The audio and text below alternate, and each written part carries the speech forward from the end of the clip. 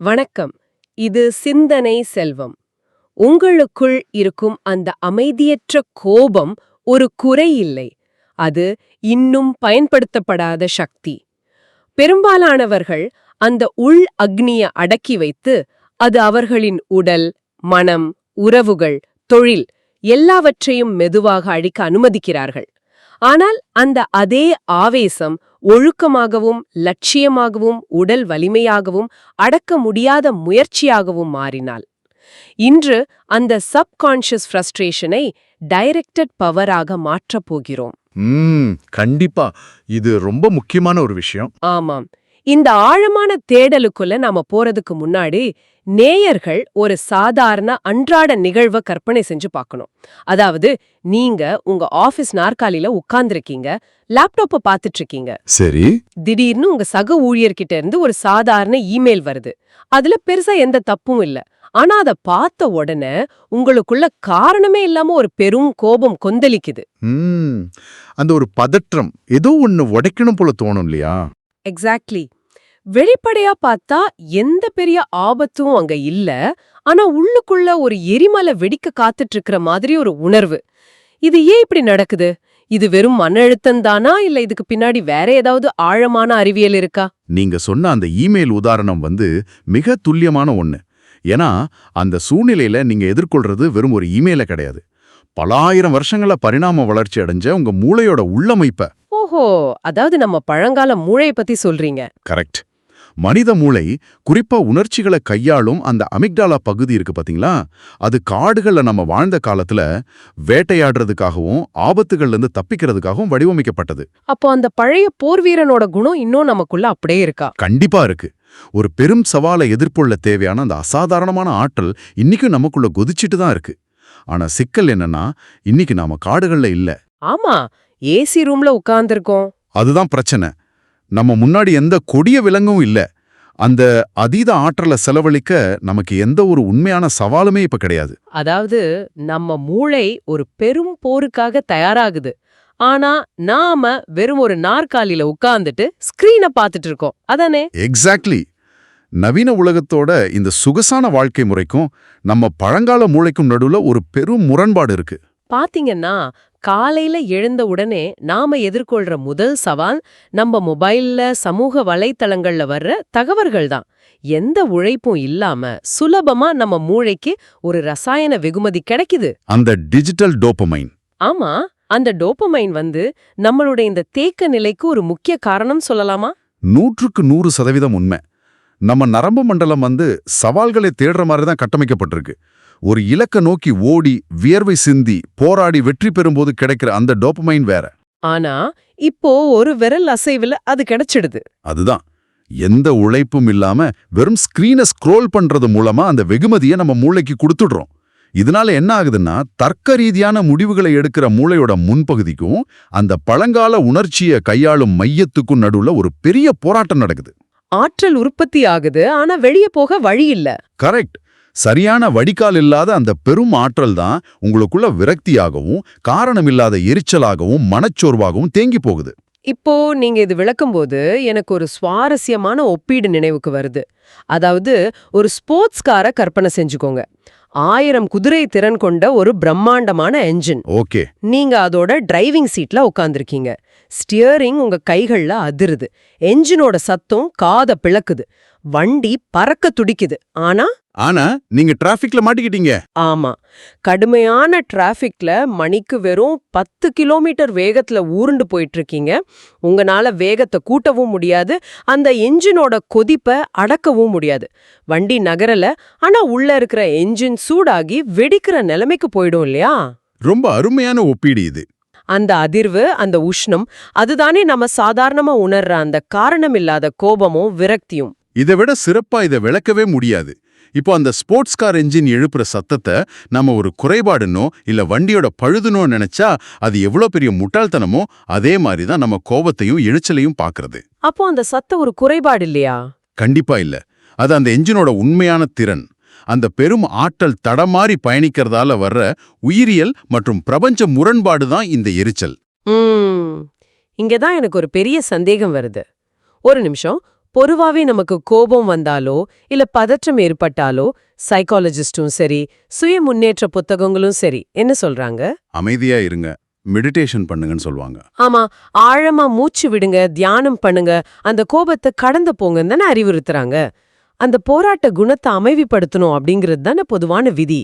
ஆனா நம்ம தேடலோட ஆதாரங்கள் இதுக்கு நேர்மாறா சொல்லுது. அந்த நெருப்பை அணைக்க வேணும்னு சொல்லுது. எக்ஸாக்ட்லி. அந்த நெருப்பை அணைக்காதீங்க, அதை அப்படியே பயன்படுத்திக்கோங்கன்னு சொல்றாங்களே, அதோட லாஜிக் என்ன? இப்போ நான் தியானம் பண்றதோ இல்ல மூச்சு பயிற்சி பண்றதோ தப்புன்னு சொல்ல வரல. அது உங்களுக்கு ஒரு விழிப்புணர்வை ஏற்படுத்த உதவும் கருவிகள். ஆனா உயிரியல் ரீதியா உடலுக்குள்ள என்ன நடக்குதுன்னு கவனிச்சீங்கன்னா அட்ரினலின் அதிகமாகும். கரெக்டா? ஆமா, உங்களுக்குள்ள கோபம் வரும்போது ரத்தத்துல அட்ரினலின் அப்புறம் கார்டிசால் மாதிரியான ரசாயனங்கள் பெருக்கெடுத்து ஓடுது. உங்க உடல் ஒரு பெரும் செயலுக்கு, அதாவது ஒரு சண்டைக்கு தயாராகுது. ஓஹோ. அந்த நேரத்துல இவ்ளோ பெரிய கொந்தளிப்ப வெறும் மூச்சு பயிற்சியால அடக்கிடலாம்னு நினைக்கிறது எப்படி தெரியுமா இருக்கு? காட்டு தீய ஒரு சின்ன தண்ணி பாட்டில வச்சு அணைக்க முயற்சி பண்றதுக்கு சமம். நிஜமாவே ஒரு பெரிய முரண்பாடு தான் இது. அப்போ ஆக்ரோஷம்ன்றது கெட்ட விஷயம் இல்லையா? ஆக்ரோஷம் இயற்கையில மோசமான ஒண்ணு கிடையாது. விழிப்புணர்வு இல்லாத ஒரு குருட்டுத்தனமான ஆக்ரோஷம் தான் ஆபத்தானது. அப்படி என்றால் அந்த நெருப்பை அணைக்கிறதுக்கு பதிலா நேயர்கள் என்னதான் செய்யணும்? அந்த நெருப்ப சுத்தி ஒரு வலுவான எஞ்சினை வடிவமைக்கணும். அந்த மனக்கசப்பையும் எரிச்சலையும் ஒரு வியாதியா பாக்கறத நிறுத்திட்டு அதை உங்களை பரிசோதிக்கிற ஒரு கருவியா பார்க்கணும். எப்படி? எனக்குள்ள இவ்ளோ ஆற்றல் இருக்கு, அதை நான் எங்க வீணாக்குறேன்னு கேட்கணுமா? ரைட்டு. மூளையோட அந்த போராடும் குணத்தை அமைதிப்படுத்துறதுக்கு பதிலா அதை ஆழமான கவனமா பயமில்லாத செயல்பாடா மாத்தணும். நெருக்கடியான நேரங்கள்ல பிரச்சனைகளை தீர்க்கும் திறனா அதை மடைமாற்றணும். நெருப்ப அணைக்கிறது நம்ம நோக்கம் அல்ல. அந்த நெருப்ப சுத்தி ஒரு எஞ்சினை உருவாக்குறது தான் நம்ம இலக்கு. சரி, இப்போ இந்த எஞ்சினை எப்படி வேலை செய்ய வைக்கிறதுன்னு பாப்போம். இப்போ நம்ம மனதளவுல இந்த எஞ்சினை உருவாக்கிட்டோம்னு வச்சுப்போம். ஓகே. இத நம்ம தொழில்முறை வாழ்க்கையில, அதாவது நம்ம வேலையில எப்படி நடைமுறைப்படுத்துறது? தொழில் ரீதியா ஒரு துல்லியமான மாற்றத்தை உருவாக்குறது எப்படி சாத்தியமாகும்? இதுல ஒரு விஷயத்தை நாம தெளிவா புரிஞ்சுக்கணும். இணையத்துல பாக்குற மோட்டிவேஷனல் வீடியோக்களால எப்பதாவது கிடைக்கிற அந்த திடீர் உத்வேகம் இருக்கு பாத்தீங்களா? ஆமா, ஒரு 2 நாளைக்கு ரொம்ப எனர்ஜியா இருப்போம். அது நிலையான வெற்றியை ஒருபோதும் தராது. இன்னைக்கு ரொம்ப சுறுசுறுப்பா வேலை செய்வீங்க, நாளைக்கு அந்த உத்வேகம் காணாம போயிடும். ஆனா அந்த கட்டமைக்கப்பட்ட ஆவேசம் அப்படிங்கிறது அதெல்லாம் கிடையாது. ஓஹோ, அந்த மார்ஷியன் ஃபோக்கஸ்னு சொல்றாங்களே, அத பத்தி சொல்றீங்களா? ஆமாம். செவ்வாய் கிரகத்தின் ஆற்றல், அதாவது ஒரு வேட்டைக்காரனோட கூர்மையான கவனம். அந்த வேட்டைக்காரனோட கவனத்தை அன்றாட ஆபீஸ் வாழ்க்கையில எப்படி நம்ம பொருத்தி பாக்குறது? இப்போ உங்க வேலையில நீங்க ஒரு வேட்டைக்காரனை போல செயல்படணும். ஒரு வேட்டைக்காரன் காட்டுல இருக்கும்போது தேவையில்லாத சத்தங்களுக்கு தன் கவனத்தை திரும்ப மாட்டான். அவனோட இலக்கு ஒண்ணுதான். அப்போ ஆபீஸ்ல வர்ற தேவையில்லாத டிஸ்ட்ராக்ஷன்ஸ் அதை ஈவிரக்கமே இல்லாம ஒழிக்கணும். தேவையில்லாத போன் கால்கள், அர்த்தமில்லாத விவாதங்கள், இதையெல்லாம் கட் பண்ணிடணும். ஒவ்வொரு நாளும் நீங்க செய்ய வேண்டிய வேலைகள்ல எது ரொம்ப கஷ்டமானதோ, எதை செய்ய மத்தவங்க பயப்படுறாங்களோ அது முடியும். எக்ஸாக்ட்லி. அதை எடுத்து முடிச்சிடணும். ஆபீஸ் அரசியலால பாதிக்கப்பட்டவர் அப்படிங்கிற மனநிலையிலிருந்து முழுசா வெளியே வரணும். உங்க துறையில நீங்க ஒரு உத்தி சார்ந்த வேட்டையாடுபவரா, அதாவது ஸ்ட்ராட்டஜிக் பிரெடேட்டரா மாறணும். இத நீங்க சொல்லும்போது எனக்கு 2 வகையான மனிதர்கள் ஞாபகத்துக்கு வராங்க. ஒருத்தர் தீயணைப்பு வீரர், இன்னொருத்தர் கட்டிடக்கலை நிபுணர், அதாவது ஆர்கிடெக்ட். சொல்லுங்க. ஒரு தீயணைப்பு வீரர் கண்டிப்பா ஒரு ஹீரோ தான், அதுல சந்தேகமே இல்ல. ஆனா அவரோட வாழ்க்கையோட தன்மைய பாத்தீங்கன்னா அவர் எப்பவுமே பதற்றத்திலே இருப்பார். மத்தவங்க உருவாக்குற நெருப்புக்காக காத்துட்டு இருப்பார். அலாரம் அடிச்சதும் பதற்றமா ஓடி போய் அந்த நெருப்பை அணைப்பார். ஆமாம். அன்றாட ஆபீஸ் வாழ்க்கையில நிறைய பேர் இப்படிதான் இருக்காங்க. அவசர அவசரமா வர்ற இமெயிலுக்கு பதில் சொல்றது, மத்தவங்க செஞ்ச தப்ப சரி பண்றதுன்னு எப்பவுமே பதற்றத்துல இருப்பாங்க. ஆனா ஒரு ஆர்கிடெக்ட் அப்படி இல்ல. அவர் அமைதியா பிளான் பண்ணுவாரு. கரெக்ட். அவர் அமைதியான ஒரு அறையில உட்கார்ந்து ஆழமான கவனத்தோட ஒரு வரைபடத்தை வரையறாரு. அவர் வடிவமைக்கிற கட்டிடம் நெருப்பே பிடிக்காத வகையில முன்கூட்டியே திட்டமிட்டு உருவாக்கப்படுது. வாவ். நாம தினமும் நெருப்பு அணைக்கிற ஒரு தீயணைப்பு வீரரா பதற்றத்தோட இல்லாம நெருப்பு பிடிக்காத ஒரு கட்டிடத்தையே வடிவமைக்கிற அமைதியான ஆர்கிடெக்ட் போல மாறணும். அதுவும் உள்ளுக்குள்ள எரியற அந்த நெருப்பையே மூலதனமா வச்சு. இதுதானே நீங்க சொல்றீங்க? ஒரு ரொம்ப ரொம்ப ஆழமான ஒப்பீடு இது.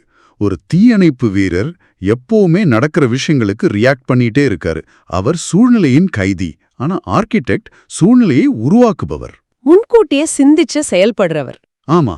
உங்க உணர்ச்சிகள் உங்களை கட்டுப்படுத்தி உங்களை ஒரு தீயணைப்பு வீரரா அலைய விடுறதை நீங்க எப்போ நிறுத்துறீங்களோ அப்போ நீங்க ஆர்கிடெக்டா மாறுவீங்க.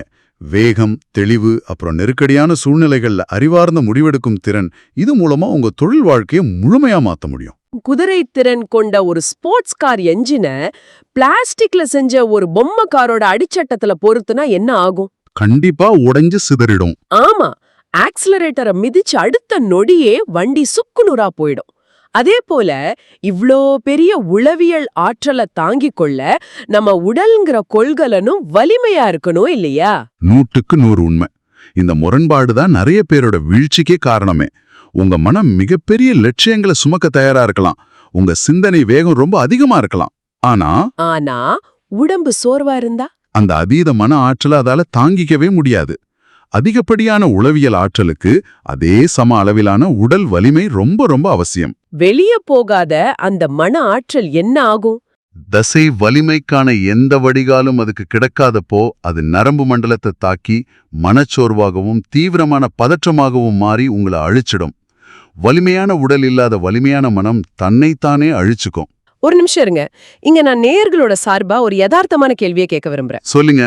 இது கேக்குறதுக்கு நல்லா இருக்கு. ஆனா நடைமுறை வாழ்க்கையில நான் காலையில 9 மணிலேருந்து நைட்டு 7 மணி வரைக்கும் ஆபீஸ்ல கஷ்டப்பட்டு வேலை பார்க்கறேன். பல பிரச்சனைகளை சமாளிக்கிறேன். வீட்டுக்கு வரும்போதே என் எனர்ஜி எல்லாம் முழுசா வற்றி போயிடுது. மூளை சோறு வடைஞ்சிடுச்சு, உடம்பும் தளர்ந்து போச்சு. இந்த நிலையில நீங்க சொல்ற மாதிரி கடினமான உடற்பயிற்சிகளை செய்யணும், வெயிட் தூக்கணும், இல்ல வேகமா ஓடணும்னு சொல்றது அடிப்படை லாஜிக்குக்கே முரணா இல்லையா? ஏற்கனவே சோர்வடைஞ்ச உடம்ப மேலும் வருத்தினா அது அழிஞ்சிடாதா? நீங்க கேட்கறது ரொம்ப நியாயமான ஒரு வாதம் மாதிரி தோணலாம். ஆனா நியூரோபயாலஜி படி பாத்தீங்கன்னா இது ஒரு மிகப்பெரிய தவறான புரிதல். அப்படியா? எப்படி சொல்றீங்க? ஏன்னா மூளை சோர்வடைகிறது வேற, உடல் சோர்வடைகிறது வேற. 12 மணி நேரம் நாற்காலியில உட்கார்ந்து வேலை செய்யும்போது உங்க மத்திய நரம்பு மண்டலம் தான் சோர்வடையுது. மன அழுத்தம் காரணமா உங்க ரத்தத்துல கார்டிசோல் அளவு அபாயகரமான எல்லையை தொடுது. ஆனா தசைகள் எந்த வேலையும் செய்யல. எக்ஸாக்ட்லி. உங்க உடலோட எனர்ஜி டேங்க் காலியாகல. அது நச்சுத்தன்மை வாய்ந்த தேங்கி போன ரசாயனங்களால நிரம்பி இருக்கு. நீங்க முழுசா சோர்வடைஞ்சிட்டீங்கன்னு உங்க மூளை உங்களை ஏமாத்துது. ஓஹோ, அப்போ நாற்காலியில உட்கார்ந்து வேலை செய்யறதால வர்ற சோர்வு உண்மையான உடல் சோர்வு இல்லையா? கண்டிப்பா இல்ல. அந்த நிலையில நீங்க பளு தூக்குதல், தற்காப்பு கலைகள் இல்ல அதிவேக ஓட்டம் மாதிரியான கடுமையான உடற்பயிற்சிகளில் ஈடுபடும்போது உடல் மேலும் சோர்வடைகிறதில்ல. அப்போ என்ன நடக்குது உடம்புக்குள்ள? உங்க தசைகள் சுருங்கி விரியும் போது அந்த தேங்கி போன கார்டிசோல் எரிக்கப்பட்டு வெளியேற்றப்படுது. உடற்பயிற்சியோட உச்சகட்டத்துல உங்க மூளை எண்டோர்ஃபின்களையும் உங்க உடல் டெஸ்டோஸ்டெரான் மாதிரியான வளர்ச்சி ஹார்மோன்களையும் சுரக்க தொடங்குது. வாவ், கெமிஸ்ட்ரியே மாறுது. ஆமா, உங்க மூளையோட வேதியியல் கட்டமைப்பையே இது முழுசா மாத்தி அமைச்சிருது. அந்த வியர்வையில தான் உங்க உள்மன குழப்பம் வெளியேறுது. அதனால கடுமையான உடற்பயிற்சிங்கிறது உடலை வருத்துற செயல் இல்ல, அது உங்களோட கட்டுப்பாடற்ற ஆற்றலை முறைப்படுத்துற ஒரு சக்தி வாய்ந்த வடிகால். மிக தெளிவான விளக்கம் இது. சரி, மனசும் தயாராயிடுச்சு, அதை தாங்குற உடலும் தயாராயிடுச்சு. ஆனா இது ஒரு நாள் மட்டும் செய்யற வேலை இல்லையே. கண்டிப்பா இல்ல. இதை எப்படி ஒவ்வொரு நாளும் ஒரு பழக்கமா, ஒரு ரிச்சுவலா மாத்துறது? வெற்றியின் தினசரி ரசவாதம்னு நம்ம குறிப்புகள் சொல்லுது. இது அன்றாட வாழ்வுல எப்படி தொடங்குறது? எந்த ஒரு நாளையும் நாம எப்படி தொடங்குறோம் அப்படிங்கறதுல தான் அந்த நாளோட ஒட்டுமொத்த வெற்றியும் அடங்கியிருக்கு. ஒவ்வொரு நாள் காலையிலேயே நாம தூங்கி எழும்போது ஒரு மிக தூய்மையான கச்சா உளவியல் ஆற்றலோட, அதாவது ரா எனர்ஜியோட எந்திரிக்கிறோம். நைட்டு தூங்குனதுக்கு அப்புறம் மூளை ரொம்ப ஃப்ரெஷ்ஷா இருக்கு. ஆமா, ஆனா நாம என்ன செய்யறோம்? கண் விழிச்ச மறுகணமே போனை கையில் எடுக்கிறோம். சமூக வலைத்தளங்கள்ல மத்தவங்களோட வாழ்க்கையை பார்க்கறோம். யாரோ ஒருத்தரோட கமெண்ட்டை படிச்சு கோவப்படுறோம். தேவையில்லாத வீடியோக்களை பார்க்கறோம். இதை நாம பலரும் உணர்ந்தே தான் செய்றோம். கரெக்ட். அந்த முதல் அரை மணி நேரத்திலேயே உங்களோட அந்த தூய்மையான ஆற்றல் முழுவதையும் ஒரு சோஷியல் மீடியா அல்காரிதத்துக்கு தாராவாத்துறீங்க. அப்போ இந்த தப்ப செய்யாம அந்த ஆற்றலை தக்க வச்சுக்க நேயர்கள் என்ன செய்யணும்? காலையில எழுந்த உடனே ஒரு தெளிவான நோக்கத்தோட செயல்படணும். போனை தொடாம முதல்ல உங்க உடலை செயல்பட வைக்கணும். அந்த நாளுக்கான ஒரே ஒரு முக்கியமான இலக்க மனசுக்குள்ள ஆழமா பதிய வைக்கணும். அன்றைய நாளோட மிக கடினமான வேலைய முழு ஆற்றலோட முதல் வேலையா தாக்கிக்கணும். எந்த ஒரு கவனச்சிதறலும் இல்லாம உங்க ஆற்றல் முழுவதையும் அந்த இலக்க நோக்கி குவிக்கணும். இந்த தினசரி கட்டமைப்பு தான் உங்களுக்குள்ள இருக்கிற ஆவேசத்தை உங்க வளர்ச்சிக்கான உந்து சக்தியா மாத்துது. இதை நான் இப்படி பாக்குறேன். ஒரு பிரம்மாண்டமான கடலோட கரையில நீங்க நிக்கிறீங்க. தூரத்துல இருந்து ஒரு மிகப்பெரிய அலை அக்ரஷமா உங்களை நோக்கி வந்துட்டு இருக்கு. சரி. நீங்க காலையில எழும்போது உங்களுக்குள்ள இருக்கிற அந்த அதீத ஆற்றல் அந்த அலையை போன்றது. நீங்க சர்ஃபிங் போர்டை எடுத்துட்டு கடலுக்குள்ள போய் அந்த அலை மேல ஏறி சறுக்கி விளையாடுனா அந்த அலையோட பிரம்மாண்டமான சக்தி உங்களை எந்த ஒரு முயற்சியும் இல்லாம அதிவேகமா முன்னோக்கி கொண்டு போகும். ஆமா, கரெக்ட். ஆனா நீங்க எதையும் செய்யாம கையில போனை வச்சுக்கிட்டு கரையில நின்னுட்டு இருந்தா அதே அலை உங்க மேல மோதி உங்களை தலகுப்புற கவிழ்த்து மூச்சு திணற வச்சிரும். அலை வர்றது உறுதி, ஆனா அத பயன்படுத்தி பயணிக்க போறோமா இல்ல அதுல சிக்கி மூழ்க போறோமாங்கிறது நம்ம கையில தான் இருக்கு. இதை விட சிறந்த ஒரு உதாரணத்தை சொல்லவே முடியாது. அந்த அலைய பயன்படுத்த தொடங்கிட்டீங்கன்னா நாளாக இப்படி திட்டமிட்டு செயல்படுறது உங்களுக்கு ஒரு கஷ்டமான முயற்சியாவே தெரியாது. அதுவே நம்மளோட அடையாளமா மாறிடும் இல்லையா? எக்ஸாக்ட்லி. உங்க எண்ணங்களும் உணர்ச்சிகளும் உங்களை கட்டுப்படுத்துறத நிறுத்திட்டு நீங்க அதை உங்க கட்டுப்பாட்டுல கொண்டு வர்றதுதான் உண்மையான ரசவாதம். உள்ளுக்குள்ள எரியற அந்த நெருப்பு ஒருபோதும் அணைய போறதில்ல. அது எப்பவுமே எரிஞ்சுதான் இருக்கும். ஆமா, அந்த நெருப்ப எப்படி உங்க வெற்றிக்கான பாதையை வெளிச்சமாக்க பயன்படுத்த போறீங்க அப்படிங்கறத மட்டும்தான் நீங்க கத்துக்கிறீங்க. ரொம்ப ரொம்ப ஆழமான ஒரு தேடலை இன்னைக்கு நாம மேற்கொண்டிருக்கோம். நம்ம இயல்பை நாம ஒருபோதும் அழிக்க தேவையில்லை, அத சரியான திசையில திருப்பினா போதும் அப்படிங்கிற உண்மை நிதர்சனமா புரியுது. சரி, நாம இந்த உரையாடலோட இறுதி பகுதிக்கு வந்துட்டோம். இத கேட்டுட்டு இருக்கிற நேயர்களுக்கு இந்த ஆழமான அலசல்ல இருந்து ஒரு இறுதி சிந்தனையை கொடுக்க விரும்புறோம். நீங்க பழங்கால ரோமானிய புராணங்களை பாத்தீங்கன்னா அதுல செவ்வாய் கிரகத்தை குறிக்கிற மார்க்ஸ் அப்படிங்கிற குறியீடு இருக்கும். நிறைய பேர் அது வெறும் போர் மற்றும் அழிவுக்கான குறியீடுன்னு தப்பா நினைக்கிறாங்க. ஆனா அதோட உண்மையான அர்த்தம் என்ன? உண்மையான பொருள்ல அது ஒரு கேடயம் மற்றும் ஈட்டிய குறிக்குது. அதாவது ஒரு திசை திருப்பப்பட்ட சக்தி. அது முட்டாள்தனமான அழிவு கிடையாது, அது பாதுகாப்போடக்கூடிய உத்தி சார்ந்த முன்னேற்றம். உங்களுக்குள்ள இருக்கிற அந்த அமைதி வித்த தொந்தளிப்பான நெருப்போட சண்டை போடுறது நீங்க நிறுத்துற அந்த நொடியில அந்த ஆற்றல் உங்க எதிர்காலத்தை கட்டி எழுப்பும் மாபெரும் சக்தியா உருமாறும். இதுவரை உங்களுக்குள்ள இருக்கிற அந்த இயற்கையான குணத்தோட சண்டையிட்டு எவ்வளவு அரிய ஆற்றலை நீங்க வீணடிச்சிருக்கீங்கன்னு சற்று அமைதியா உட்கார்ந்து சிந்திச்சு பாருங்க. அந்த ஆற்றலை இனியாவது உங்க வெற்றிக்கான ஏணியா மாத்துங்க. இந்த வீடியோ உங்களுக்கு ஒரு சிந்தனையை கொடுத்திருந்தால் அடுத்த வீடியோவில் உங்க வாழ்க்கையை தடுக்கிற இன்னொரு மறைந்த உண்மையை பார்க்க போகிறோம். அதை தவற விடாதீர்கள். சிந்தனை செல்வம் சப்ஸ்கிரைப் பண்ணுங்க, ஷேர் பண்ணுங்க. ஒரு ஷேர் ஒருவரின் வாழ்க்கையை மாற்றலாம். நாம் மீண்டும் சந்திப்போம் ஒரு புதிய சிந்தனையுடன்.